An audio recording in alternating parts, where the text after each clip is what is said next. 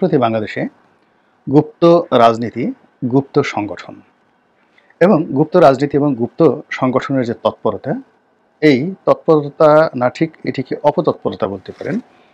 এটি নিয়ে দেশের প্রধানতম রাজনৈতিক দল বিএনপি তাদের যে অঙ্গ সংগঠন ছাত্রদল তারা দশমুখে প্রচার করছে। বিভিন্ন শিক্ষা প্রতিষ্ঠানে তারা সেই ইসলামী ছাত্র শিবিরকে ইন্ডিকেট করে বলার চেষ্টা করছে যে তারা একটি গ্রুপ প্রকাশ্যে থাকে আর অন্য গ্রুপটি তারা গুপ্ত সংগঠন রূপে তারা যে সকল কর্মকাণ্ড করে যাচ্ছে এটিকে রীতিমতো রাজনৈতিক তাণ্ডব বলা যেতে পারে। এবং এই তাণ্ডবের কারণে বিভিন্ন শিক্ষা প্রতিষ্ঠানে যে অনার সৃষ্টি তৈরি হয়েছে, সেই অনার সৃষ্টি আলটিমেটলি আমাদের জাতীয় রাজনীতিতে ভীষণ রকম গুরুত্বপূর্ণ ভূমিকা পালন করছে এবং একই সঙ্গে জাতীয় রাজনীতিতে নানা রকম অস্থিরতা তৈরি করছে। গুরুত্বপূর্ণ ভূমিকা পালন করছে এই কারণে যে এই সকল গুপ্ত কর্মকাণ্ড এটি কিছু কিছু দলকে খুব শক্তিশালী করে তুলছে, তাদের আত্মবিশ্বাস বাড়িয়ে দিচ্ছে, মর্যাদা বাড়িয়ে দিচ্ছে, সরকারের মধ্যে আতঙ্ক তৈরি হয়েছে। এবং আমরা জুলাই আগস্ট বিপ্লবের পর যে মব জাস্টিসের কথা বলতাম বা যে মবের কথা বলতাম, তো সেই মব মোটামুটি বন্ধ হয়ে যাচ্ছিল, কিন্তু এই গুপ্ত সংগঠনের কর্মকাণ্ডের কারণে দেখা যাচ্ছে যে সেই মবগুলো আবার ফিরে এসেছে নতুন আতঙ্ক নিয়ে, নতুন বিভীষিকা নিয়ে। এবং এটি বিভিন্ন প্রতিষ্ঠানে, জাহাঙ্গীরনগর বিশ্ববিদ্যালয়, তারপরে খুলনা বিজ্ঞান ও প্রযুক্তি বিশ্ববিদ্যালয় থেকে শুরু করে একেবারে সিলেটের যে ঐতিহ্যবাহী এমসি কলেজ, সেখানে অনেকগুলো ঘটনা ঘটেছে। এবং এই সকল ঘটনার ফলে ছাত্রদল এবং ছাত্র শিবির এখন রীতিমতো মুখোমুখি রণাঙ্গনে অবস্থান করছে। এবং এরই প্রেক্ষিতে আজকের যে শিরোনাম, সেই শিরোনাম আমি নির্ধারণ করেছি, এটা অনেকটা স্যাটায়ার বা সার্কোজি প্রকৃতির, কিন্তু এর মধ্যে আপনার ইচ্ছা করলেও ইতিহাসকে খুঁজে পাবেন। যেটি বলার চেষ্টা করেছি যে আমরা অনেক সময় গুপ্ত কথা শুনলে নেতিবাচক মনে করি, বা গুপ্ত কথা শুনলে বাংলাদেশে মনে করি যে এটি মন্দ বিষয়। আমাদের দেশের স্বাধীনতার পরে অনেকগুলো গুপ্ত সংগঠন খুব মাথাচাড়া দিয়ে উঠেছিল এবং এদের কারণে বঙ্গবন্ধুর পতন হয়েছিল। এর মধ্যে পূর্ব বাংলা সর্বহারা পার্টি থেকে শুরু করে অন্তত 10টি সশস্ত্র সংগঠন ছিল, যারা ফরিদপুর, শরীয়তপুর, ভেদরগঞ্জ, আলফাডাঙ্গা, কুষ্টিয়া, নড়াইল, সাতক্ষীরা, তারপর বরিশাল, পটুয়াখালী, এই সকল অঞ্চলে পুরো রাতের আধারকে রীতিমতো রাক্ষস পুরীতে পরিণত করেছিল। চাঁদাবাজি, অপহরণ, এরপর ডাকাতি থেকে শুরু করে ওই এলাকায় একটি যাকে বলা হয় রাতের সরকার তারা প্রতিষ্ঠা করে ফেলেছিল। এমনকি থানা পুলিশ প্রশাসনকে তারা জিম্মি করে ফেলেছিল এবং অনেক এলাকাতে সেই সর্বহারা পার্টির দাপটে ওই এলাকার যে ওসিকে সর্বহারা পার্টির নেতাদেরকে ঘুষ দিয়ে তারপরে সেই এলাকায় ওসিগিরি করতে হতো। তো এটা কমতে কমতে কমতে কমতে এরশাদ জমানাতে একেবারে শেষ পর্যায়ে এসে এটা অনেকটা থেমে যায়। আর 91 সালের পরে অর্থাৎ খালেদা জিয়ার সরকারের সময় এটি বলতে গেলে বন্ধ হয়ে যায়। তো ইদানিং আবার সেই যাকে বলে গুপ্ত সংগঠনের নাম শোনা যাচ্ছে। আপনারা ইতিমধ্যে শুনেছেন যে সাতক্ষীরা অঞ্চলে এরকম একটি নিষিদ্ধ সংগঠন তারা নিজেরা অন্তর্দ্বন্দ্ব করে, বলা হচ্ছে অন্তর্দ্বন্দ্ব করে 3 জনকে তারা মেরে ফেলেছে। এখন এটি নিয়ে নানা কথা হচ্ছে। এর কারণ হলো এখন সরকারি বিবৃতি বা রাষ্ট্রের যে বিবৃতি, এটি আমরা অনেকে বিশ্বাস করছি না। ফলে এই সাতক্ষীরাতে যে ঘটনা ঘটেছে, এটি যে ঝিনাইদহতে ঘটবে না, এটি যে যশোরে ঘটবে না, এটি যে নোয়াপাড়াতে ঘটবে না, এটি যে আবার কুষ্টিয়াতে যাবে না, কিংবা খুলনার দাকবে যাবে না, এটি কিন্তু বলা যাচ্ছে না। আর এই কর্মকাণ্ডটি যে অন্তর্ঘাতমূলক তাও বলা যাচ্ছে না। এটির সঙ্গে যে কোনো ইসলামী সংগঠন বা ইসলামিক জঙ্গি সংগঠন, এমনকি নিষিদ্ধ সংগঠন ছাত্রলীগ জড়িত নয়, আওয়ামী লীগ জড়িত নয়, এ কথাও কিন্তু বলা যাচ্ছে না। এর কারণ হলো গুপ্ত জিনিসটি এমন, আপনি একটি গোপন কাজ করবেন, সঙ্গে সঙ্গে তার পিছনে আরেকটি গোপন কাজ শুরু হয়ে যাবে। এরপর বাড়তে বাড়তে বাড়তে বাড়তে এই গোপন কর্মকাণ্ডগুলো কিন্তু নৃশংস এবং নির্মম আকারে মানুষের সমাজে যাকে বলা হয় মানুষের সভ্যতাকে পিছনের দিকে নিয়ে যাবে। আপনি ধরুন গত কয়েকদিনে এই খিলগাতে কি হলো, আগুন লাগলো। তারপরে মোহাম্মদপুরে ডাকাতি হলো, অনেকগুলো ডাকাতি। এরপর সেখানে 2টো ক্রস ফায়ার হলো, সেনাবাহিনী এই জমানাতে প্রথম 2টো ক্রস ফায়ার সেখানে ঘটালো এবং সবাই সেই ক্রস ফায়ারকে স্বাগত জানালো। এই বিষয় নিয়ে আলোচনা খুবই জরুরি, এই কারণে যে দেখুন ক্রস ফায়ারকে হালাল করার জন্য এই যে পরিবেশ যে পরিস্থিতি তৈরি হয়েছে, এটা অনেক সময় আইনশৃঙ্খলা রক্ষাকারী বাহিনী তারা ইচ্ছা করে এরকম একটা পরিস্থিতি তৈরি করে এই ধরনের ঘটনা ঘটানোর জন্য। এর কারণ হলো এই ধরনের ঘটনা ঘটলে তাদের কাজ করতে সুবিধা হয়, জবাবদিহিতা কম হয় এবং জনগণ যখন এটা মেনে নেয় এবং জনগণ যখন এটার পক্ষে হাততালি দেয়, তখন এটা ওয়াইডার রেঞ্জে এটাকে নিয়ে সেই গুম খুমের মতো একটা মানে পরিবেশ পরিস্থিতি তৈরি করে হাজার হাজার কোটি টাকা এখান থেকে লোপাট করা যায়। তো এরকমভাবে পরিকল্পনা করে অস্থিতিশীল যে পরিবেশ, এটি আইন শৃঙ্খলার ক্ষেত্রে হতে পারে, রাজনীতির ক্ষেত্রে হতে পারে, অর্থনীতির ক্ষেত্রে হতে পারে, সব ক্ষেত্রে এরকম গুপ্ত অনেক কিছু হতে পারে।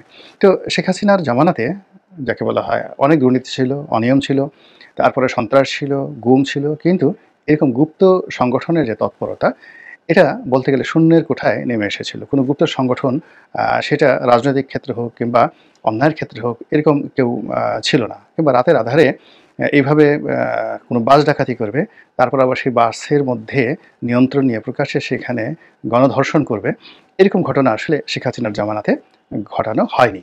বাট এখন ঘটে যাচ্ছে, ঘটানো হচ্ছে এই ধরনের গুপ্ত কর্মকাণ্ড। এবং তার সঙ্গে সঙ্গে পাল্লা দিয়ে আজকে যে ভিডিও করছি, গতকালকের খবর হলো যে মিরপুরের 10 নম্বর সেক্টরে সেখানে দুর্ধর্ষ মানে ডাকাতি হয়েছে, ভীষণ রকম ডাকাতি হয়েছে এবং যে ডাকাতির কোনো বাপ মা নেই। ইদানিং এমনিতেই চুরি ডাকাতি মারাত্মকভাবে বেড়ে গেছে।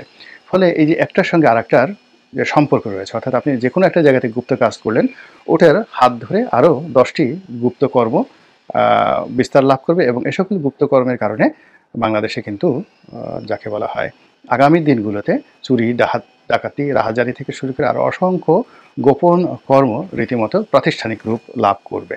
এজন্যই যারা পলিটিশিয়ান, রাজনীতিবিদ, তারা এই ধরনের গুপ্ত সংগঠনের গুপ্ত কর্মটাকে যে আমাদের বাংলাদেশের জন্য অশনি সংকেত হিসেবে দেখার চেষ্টা করছে।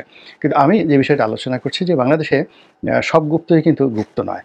একটা সময় এই বাংলাদেশে গুপ্ত সাম্রাজ্য ছিল। এটা বাংলাদেশ বললে ভুল হবে। বাংলাকে কেন্দ্র করে এই গুপ্ত ডাইনেস্টি পুরো ভারতবর্ষকে শাসন করেছে এবং দুটো গুপ্ত বংশ।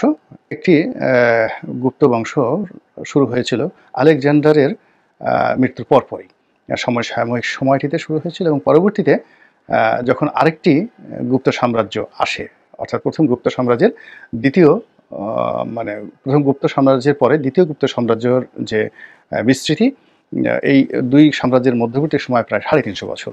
তো দ্বিতীয় গুপ্ত সাম্রাজ্যটিও খুবই যাকে বলা হয় বিখ্যাত ছিল। তো বিখ্যাত থাকার কারণে ঐতিহাসিক বৃন্দ সেই প্রথম যে গুপ্ত সাম্রাজ্য সেটিকে বলা হয় মৌর্য সাম্রাজ্য। এবং সেই যে গুপ্ত সাম্রাজ্য প্রথম যেটি, সেটি যিনি শুরু করেছিলেন তার নাম চন্দ্রগুপ্ত মৌর্য। চন্দ্রগুপ্ত মৌর্য।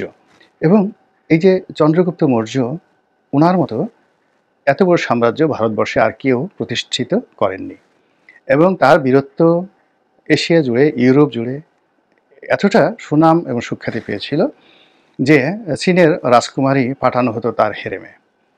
তারপর আলেকজান্ডারের যে সেনাপতি সেলুকাস, যিনি এশিয়ার রাজত্ব পেয়েছিলেন, তো সেই সেলুকাসের সঙ্গে তিনি যুদ্ধ করেছিলেন এবং যুদ্ধে তিনি জয়ী হওয়ার ফলে সেলুকাস তার নিজের কন্যাকে, সেই কন্যাকে চন্দ্রগুপ্ত মৌর্যের কাছে বিয়ে দিয়ে তারপর তিনি রক্ষা পেয়েছিলেন। তো সেই চন্দ্রগুপ্ত মৌর্য, যার প্রধানমন্ত্রী ছিলেন চাণক্য ওরফে কৌটিল্য। চন্দ্রগুপ্ত মৌর্যের সন্তানের নাম বিন্দুসার, খুবই নামকরা সম্রাট। বিন্দুসারের ছেলের নাম সম্রাট অশোক। তো বুঝতে পারছেন যে প্রথম গুপ্ত সাম্রাজ্য মানে মৌর্য ডাইনেস্টি কত বিশাল, কত ব্যাপক এবং কত বিখ্যাত ছিল। এবং ওই জমানাতে বাংলা আসলে গুপ্ত ছিল না, প্রকাশ্য ছিল। এবং গুপ্ত সাম্রাজ্য এতটা ট্রান্সপারেন্ট ছিল যে ওই সময়টিতে, অর্থাৎ চন্দ্রগুপ্ত মৌর্যের জমানাতে বিভিন্ন বিভাগ ছিল, বিভিন্ন ব্যবসা বাণিজ্য ছিল, তার মধ্যে পতিতাবৃত্তি সেটাও কিন্তু একটা বিশাল ব্যবসা ছিল। এবং রাজদরবার বিভিন্ন শ্রেণী পেশার লোক যে মিনিস্টার হিসেবে বা ওমরা হিসেবে বা রাজপ্রতিনিধি হিসেবে দায়িত্ব পালন করত। তো চন্দ্রগুপ্ত মৌর্যের দরবারেও কিন্তু একজন মন্ত্রী ছিলেন, যাকে বলা হতো গণিকা মন্ত্রী, অর্থাৎ বেশ্যা বিষয়ক মন্ত্রী।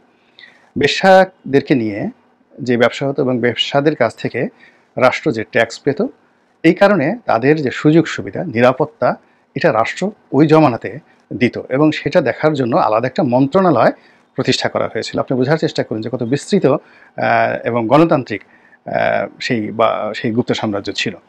দ্বিতীয় যে গুপ্ত সাম্রাজ্য, এটি কুমারগুপ্ত, তারপরে চন্দ্রগুপ্ত, বিক্রমাদিত্য। এখানেও প্রথম যে চন্দ্রগুপ্ত তার নাম ছিল মৌর্য, চন্দ্রগুপ্ত মৌর্য। বংশ। আর এটি হলো তিনি উপাধি, আগের চন্দ্রগুপ্তের সঙ্গে তার নামটা যেন মিলে না যায়, এজন্য তিনি তার নাম লিখেছিলেন চন্দ্রগুপ্ত বিক্রমাদিত্য। আর চন্দ্রগুপ্ত বিক্রমাদিত্যের ছেলে হলো সমুদ্রগুপ্ত। এই যে গুপ্ত ডাইনেস্টি, প্রথম গুপ্ত ডাইনেস্টি থেকে 350 বছর পর তারা এই ভারতবর্ষে রাজত্ব করেছিলেন এবং গ্লোরিয়াস টাইম। তো কাজেই গুপ্ত কর্ম সঙ্গে গুপ্ত বংশের কী যোগাযোগ আছে এটা বলতে পারবো না, তবে যারা গুপ্ত কর্ম করেন তারা যদি অতীতে এই গুপ্ত ডাইনেস্টিগুলোর ভালো দিক অনুসরণ করেন এবং একটা গুপ্ত সাম্রাজ্য যদি প্রতিষ্ঠা করতে পারেন, এবং আবহমান বাংলার সেই যে হাজার বছরের ইতিহাসে দুটো গুপ্ত সাম্রাজ্য শত শত বছর ধরে যে শাসন, সুশাসন, সুখ্যাতি, ন্যায় বিচারের যে উদাহরণ তৈরি করেছে, এবং এই বাংলাকে, বাংলা, বিহার, উড়িষ্যাকে কেন্দ্র করে তারা যেভাবে উত্তর ভারত প্রথমে, তারপর দক্ষিণ ভারতকে টার্গেট করে যে বিশাল ডাইনেস্টি গড়ে তুলেছে, এইভাবে যদি বাংলাদেশে এখন যারা গুপ্ত সংগঠন চালাচ্ছেন তারা যদি ওইরকমভাবে একটা সাম্রাজ্য প্রতিষ্ঠা করতে পারেন এবং গাজোয়াই হিন্দ যে প্রচার করা হচ্ছে, এরকম যদি একটা গাজোয়াই হিন্দ করে সেই বাংলা, বিহার, উড়িষ্যা অতিক্রম করে তারপর তারা যদি দিল্লি দখল করতে পারেন, তারা যদি পাকিস্তানের ইসলামাবাদ, লাহোর, পিন্ডি দখল করতে পারেন, এমনকি আফগানিস্তান দখল করতে পারেন, গাজোয়া হিন্দ, আর কাশ্মীর তো চলেই আসবে, তাহলে এই গুপ্ত সংগঠনের দাবিদারি করতে আমাদের কোনো অসুবিধা নেই, কোনো অসুবিধা নেই, আমরা তাদেরকে স্বাগত জানাবো। কিন্তু যদি এই গুপ্ত সংগঠন পূর্ব বাংলা সর্বহারা পার্টির মতো হয় এবং এই গুপ্ত সংগঠনের সঙ্গে যদি সেই বাস ডাকাতির, ধর্ষণের, রক কাটার একটা নিবিড় বন্ধুত্ব এবং বন্ধন গড়ে ওঠে, তবে অবশ্যই আমরা সবাই ছাত্রদলের সঙ্গে থাকব, ছাত্রদলের হাতকে শক্তিশালী করব এবং এই গুপ্ত বাহিনী সম্পর্কে মানুষদেরকে যতটা সম্ভব আমরা সচেতন করতে থাকবো। আল্লাহ আমাদের সবাইকে হেদায়েত দান করুন এবং হেফাজত করুন। আসসালামু আলাইকুম ওয়া রাহমাতুল্লাহি ওয়া বারাকাতুহু।